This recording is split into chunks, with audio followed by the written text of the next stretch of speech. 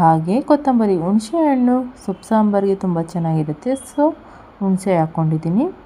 ಇಷ್ಟನ್ನು ಗ್ರೈಂಡ್ ಮಾಡ್ಕೊಳ್ಳೋಕ್ಕೆ ಹಾಕ್ಕೊಂಡಿದ್ದೀನಿ. ಇದಕ್ಕೆ ಸ್ವಲ್ಪ ಜೀರಿಗೆ ಹಾಗೆ ಕಾಳುಮೆಣಸು.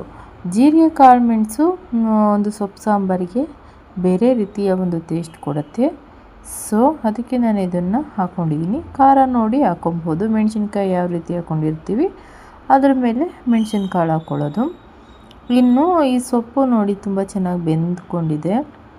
ಇದನ್ನು ಡೈರೆಕ್ಟಾಗಿ ಮಿಕ್ಸಿಗೆ ಹಾಕ್ಕೊಬಾರ್ದು, ಬಿಸಿ ಇರುತ್ತೆ.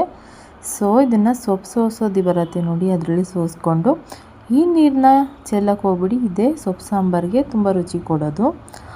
ನಾನು ಈ ಸೊಪ್ಪನ್ನೆಲ್ಲ ಸೋಸ್ಕೊಂಡಿದ್ದೀನಲ್ಲ, ಇದು ಬೇಗನೆ ಆರ್ಕೊಬೇಕು ಅಂತ ನಾನು ಫ್ಯಾನ್ ಕೆಳಗಡೆ ಆರಿಸ್ಕೊಂಡೆ. ಹಾಗೆ ನಾನು ಆಗಲೇ ಕಾಯಿ ಮಸಾಲ ರೆಡಿ ಮಾಡ್ಕೊಂಡಿದ್ನಲ್ಲ, ಅದಕ್ಕೆ ಈ ಸೊಪ್ಪನ್ನು ಆ್ಯಡ್ ಮಾಡ್ಕೊಳ್ತಿದ್ದೀನಿ. ಸೊಪ್ಪಿನ ಜೊತೆಗೆ ನಾವು ಟೊಮೊಟೊ, ಈರುಳ್ಳಿ, ಮೆಣಸಿನ್ಕಾಯಿ ಏನು ಹಾಕ್ಕೊಂಡಿದ್ದೋ ಅದನ್ನು ಕೂಡ ಸೇರಿಸಿ ನಾವು ಗ್ರೈಂಡ್ ಮಾಡ್ಕೊಬೇಕಾಗತ್ತೆ. ಸಂಪೂರ್ಣವಾಗಿ ಅದು ತಣ್ಣಗಾದ ನಂತರ ಗ್ರೈಂಡ್ ಮಾಡೋಕ್ಕೆ ಹಾಕ್ಕೊಬೇಕಾಗತ್ತೆ. ಸೊ ನಾನು ಇದನ್ನೆಲ್ಲ ಹಾಕ್ಕೊಂಡಾಯಿತು, ಗ್ರೈಂಡ್ ಮಾಡ್ಕೊತಿದ್ದೀನಿ. ಅಷ್ಟರಲ್ಲಿ ಒಗ್ಗರಣೆಗೆ ಅಂತ ನಾನಿಲ್ಲಿ ಕರಿಬೇವು, ಬೆಳ್ಳುಳ್ಳಿ, ಜೀರಿಗೆ, ಒಣಮೆಣಸಿನ್ಕಾಯಿ ಇಷ್ಟು ರೆಡಿ ಮಾಡಿ ಇಟ್ಕೊಂಡಿದ್ದೆ. ಗ್ರೈಂಡ್ ಮಾಡಿದ ತಕ್ಷಣವೇ ಒಗ್ಗರಣೆಗೆ ಹಾಕ್ಕೊಬೋದು ಅಂತ.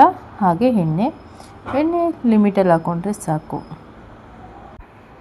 ನೆಕ್ಸ್ಟು ಒಗ್ಗರಣೆಗೆ ಬೆಳ್ಳುಳ್ಳಿ, ಒಣಮೆಣಸಿನ್ಕಾಯಿ, ಇಲ್ಲಾಂದರೆ ಬ್ಯಾಡಗಿ ಮೆಣಸಿನ್ಕಾಯಿ ಬೇಕಾದರೂ ಹಾಕ್ಕೋಬೋದು. ಹಾಗೆ ಕರಿಬೇವು, ಸಾಸಿವೆ